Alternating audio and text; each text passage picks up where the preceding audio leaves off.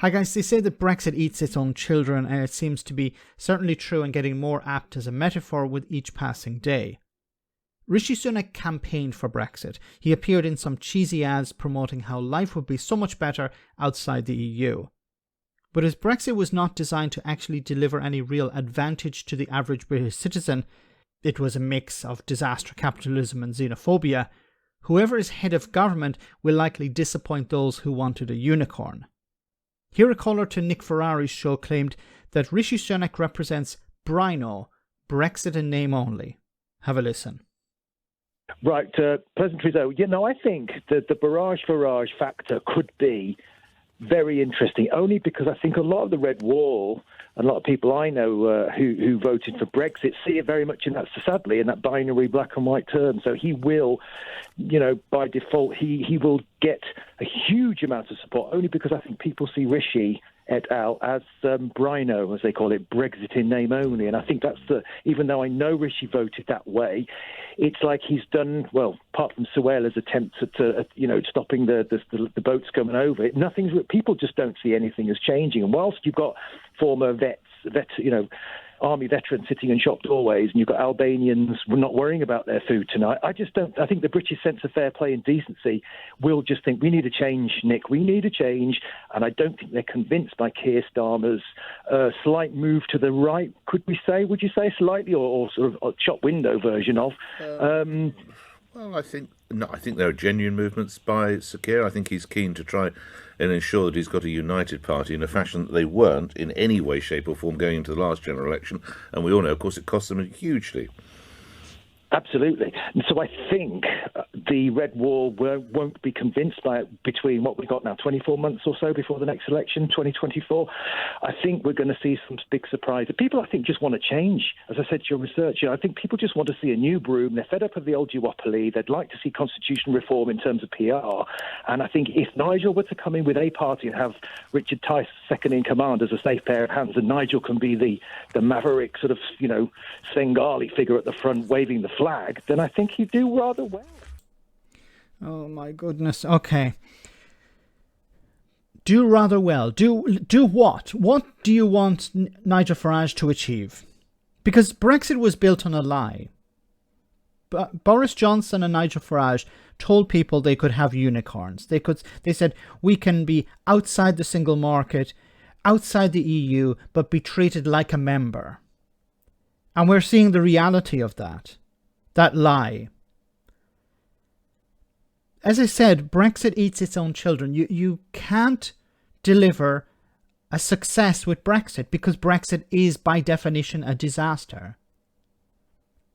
There are no advantages to Brexit, only costs. Now, it's easy for people like Richard Tice and Nigel Farage to sit on the sidelines and say, well, I would do it better, because they know they will never be in power. They know that they'll never have to take responsibility for their actions. They'll never be in a position, because it's so much easier just to say, well, I would do it better, I would do it better. They're the embodiment of the guy down the pub. But unfortunately, many people seem to think that they would do it better. But do what better? Because, as I said, Brexit cannot be made better. The only way you make it better is undoing it. But Rishi Sunak doesn't want to do that, and Nigel Farage and Richard Tice certainly don't want to do that. It's so ironic that you had Brexiteers complaining that, well, Theresa May is not a real Brexiteer. She voted Remain, so we don't want her in charge. So she was replaced by a real Brexiteer, Boris Johnson. And then the Brexiteers were not too happy with Boris Johnson because he wasn't triggering Article 16 and he wasn't unleashing the benefits of Brexit. Boris Johnson was replaced not because of Brexit, but he was replaced with Liz Truss. Liz Truss, of course, is the Brexit Wonder Woman, and then she didn't achieve anything. She didn't deliver the reforms, the benefits of Brexit. And now you have Rishi Sunak, who was a Brexiteer, and he's being criticised as being Brexit in name only. What do these people actually want? They don't know what they want. And I'll go back to this old analogy I used. You know, if somebody says, bring me a pizza, and you turn up with a picture of a pizza and they say, that's not what I wanted. Or you turn up with a frozen pizza and say, that's not what I wanted. And you say, well, what did you want? I don't know what I wanted. I just wanted a pizza. If you're not specifying exactly what you want, then you can get whatever. And we've seen this before with Nigel Farage. Nigel Farage was talking about being like Switzerland, being like Norway. Then doing a complete 180 and saying, no, we won't be like Switzerland or we won't be like Norway. He knew that the public didn't know what Brexit actually meant, and he knew that he didn't actually have to specify what Brexit would actually be.